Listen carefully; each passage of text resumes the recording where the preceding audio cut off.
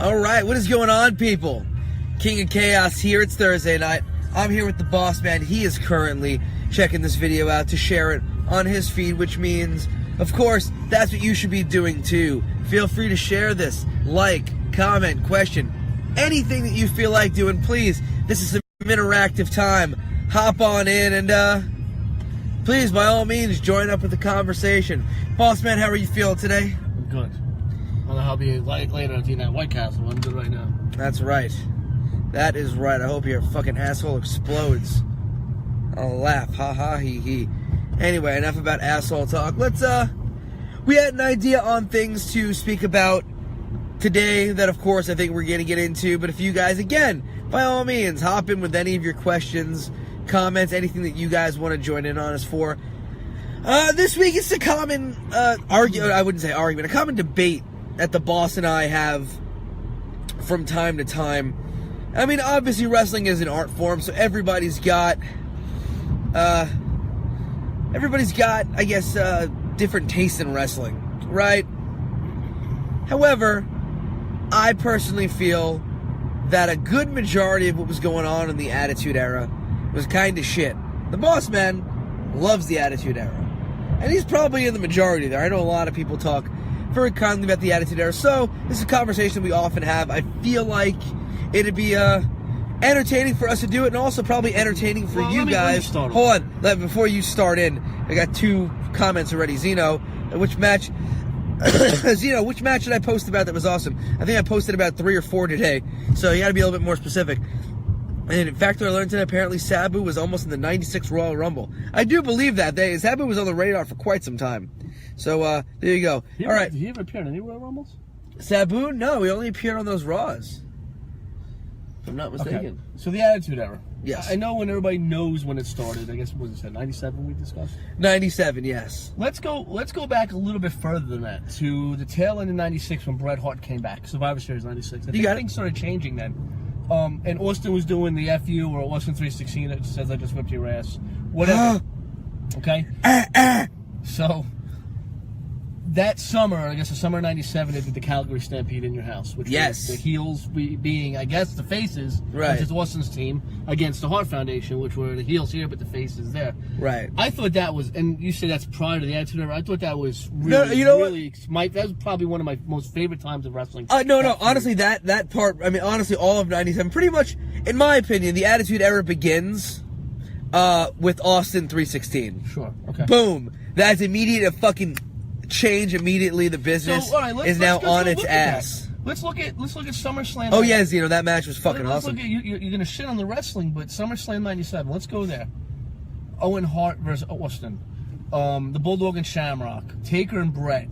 Pillman and Goldust. I mean, Triple H and Mankind. These are all top tier matches. And honestly, I think 97 as a whole is one of my favorite years in wrestling.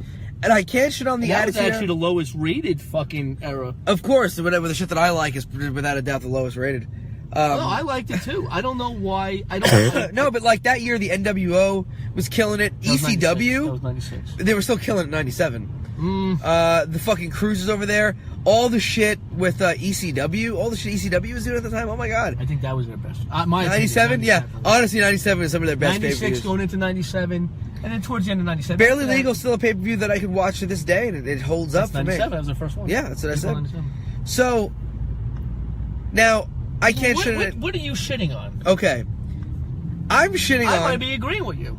I'm shitting on the fact that, again, The Rock up top, Austin up top, Taker, all that stuff was fucking good. But these guys were on top for so long. Give me more of a time It's period. everything else that was going on in that era. Again, choppy a pee-pee. That was the summer of 98. Fucking... The oddities. I'll agree with you there. The fucking oddities. The Truth Commission. Bad. But the Truth Commission was still a bit before. Fucking all the shit with... I mean, Sable was fucking huge ratings for them, but like... My God, giving birth to hands and... I think that was later. No, that was around that time, dude. But... Fucking keep in mind, 97 and late 96... through like 2001 was still your Attitude Era. I'm trying to think. All right, so I'll tell you where it really started declining for me. WrestleMania 2000 I even with the opening match, it was the Godfather and somebody with iced tea come to the ring. Pimpin' A, easy, and I just man. thought, I was like, this fucking WrestleMania sucks. Right, because that's the thing. It's Cornette said it best. You know, you hear ding ding immediately followed by ding ding because they don't know how to fucking book anything when it comes to wrestling. That wasn't all the Attitude Era. But that was a lot of that shit, though.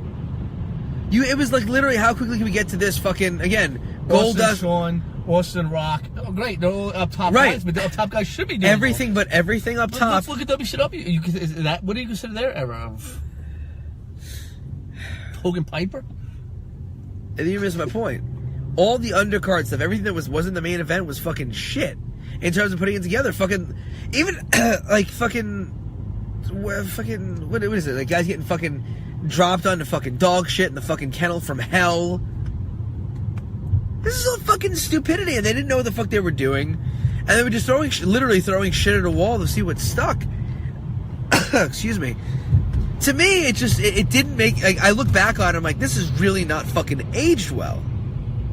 I don't know. Anything Bulldog Owen when they were feuding for the European title. But I still think that was the beginning of the Attitude Era, where they were really like still had a bit of a focus on things.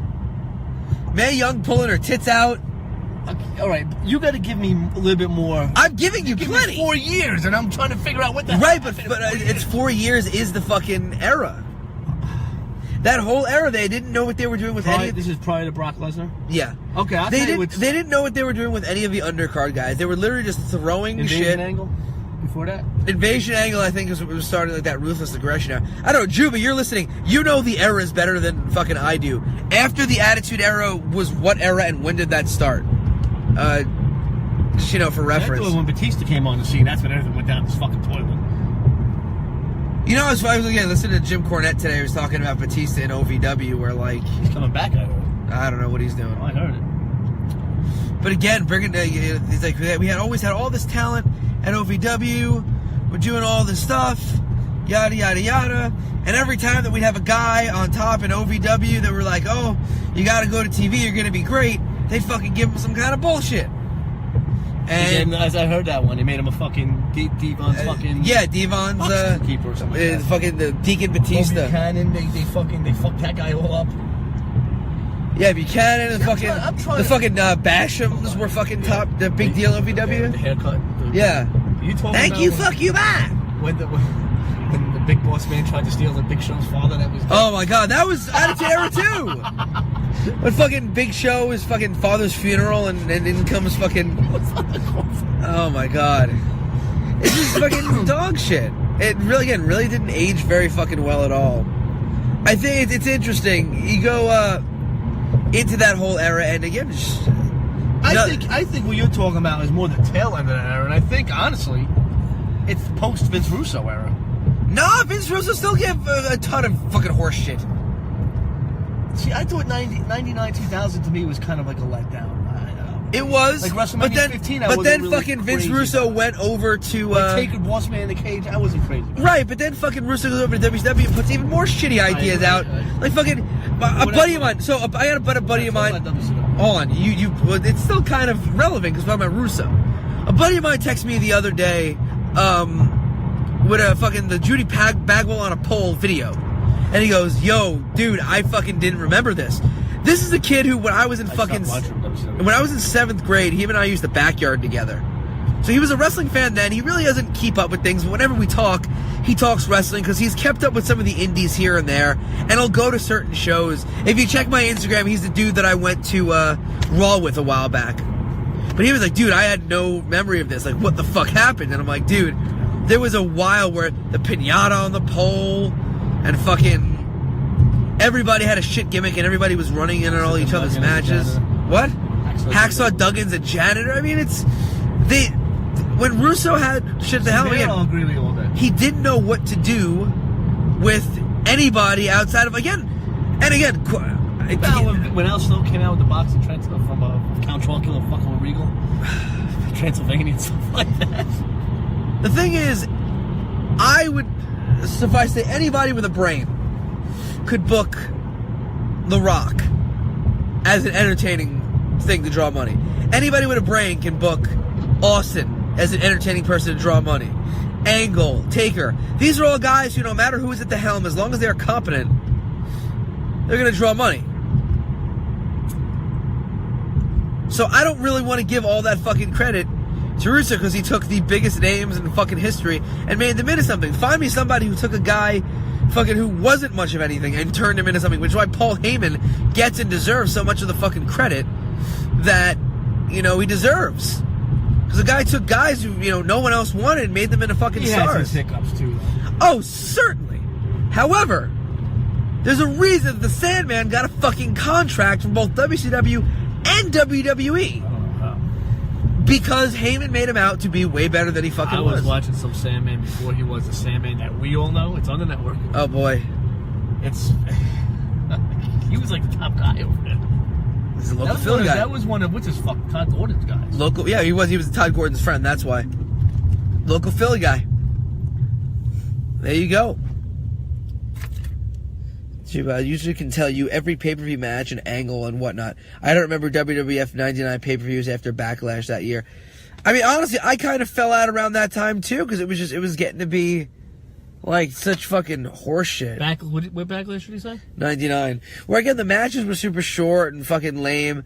Like, I was a big fan of the Hardys and, like, Edge and Christian and the Dudleys and shit. So I'd watch that kind of stuff, but then, like, I was a huge Gangrel fan and they kind of shit the bed with him.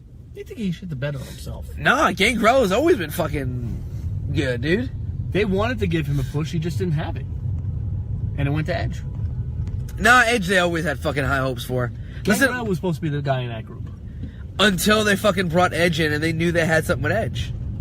They knew. They listened to fucking Pritchard's podcast. Well, Pritchard said they knew what they were getting with Edge. I think they made the right choice. Sir, again, and not taking away anything from Edge, but I don't know. When I see fucking Gangrel and fucking shit angles, like, I fucking lose interest. Let me ask you this. Do you think Shawn Michaels had a lot to do with guys getting buried in the Attitude Era? That's very possible. I know he didn't want to put Austin over. Yeah, I've heard that too. Yeah. I don't know how. I always like the golden era of WWF from... Which year is that? He's talking like the Hogan era. It was a great era too, the Rock and Wrestling era. It was. That's something else that I'll bring up. You know what? Let's segue from the Attitude Era because I feel like we're fucking just sitting here like this angle was shit and this angle was shit. Here's something I want to bring up, and again, a lot of you people in here, you're all wrestling fans, so you could jump in and you could, talk about how much you enjoyed that golden era of wrestling. I know Joe does. I know I do too. I like that stuff. But I think a lot of us... It was different for you than it was for me, and once we get into it, I'll explain why. Why? We'll go into it. Well, because for you were too young to really know what was going on, and when you went back and looked, it's different. That's I was true. growing up in that era. I was very young, but I was watching... You were born in 87. Right, but I was watching... About 1985. I was watching wrestling fucking non-stop. You weren't even born! From literally as early as I can remember, dude. You weren't born! For fucking... I don't care. I'm talking about WrestleMania 1, but I'm talking about, again... That's what I'm talking about. The late 80s stuff. I thought that era sucked. Well, here's my point. It all sucks. And I'll tell you why. I'll use my fiance as an example. She is somebody who has never fucking watched wrestling in her life until she met me. I put on fucking, we watched Wrestle Kingdom last year together. And she loved it because it's hard-hitting, it's more realistic, it's entertaining, it's athletic. I watch a lot of the old stuff around the house every once in a blue, and she's like, oh, this is fucking boring. And I have to realize that I have the connection to it because it's what I grew up with. You have the connection to it because it's what you grew up with. Mm-hmm. Give it to somebody who doesn't know that the $1 Million Man is a big deal or doesn't know, Earthquake versus Sergeant Slaughter or whatever it is that I was watching the other day. Doesn't know that, these guys have, meaning and shit. And they're like, this is fucking boring. It's two fat guys fucking bumping into each other. Should watch the shit out of some Lucha Libre, or go to a fucking indie show and be like, yo, fucking Cody and Dijak tore the fucking house down. It's a fucking different era and new fans are coming into shit at a point where they're getting to see all this new stuff and the old stuff just doesn't have the same, that home-cooked meal feeling that it does for all of us, you know what I mean? And I think a lot of fucking workers and a lot of fans don't understand that. They need to fucking get it because it's getting to a point where you're starting to exclude people that will be paying for fucking t-shirts and shows and shit with your fucking old school horseshit mentality. Yeah, but with that era, For me, I grew up in it, so I know what it is. We get it. You're old. Well, I am.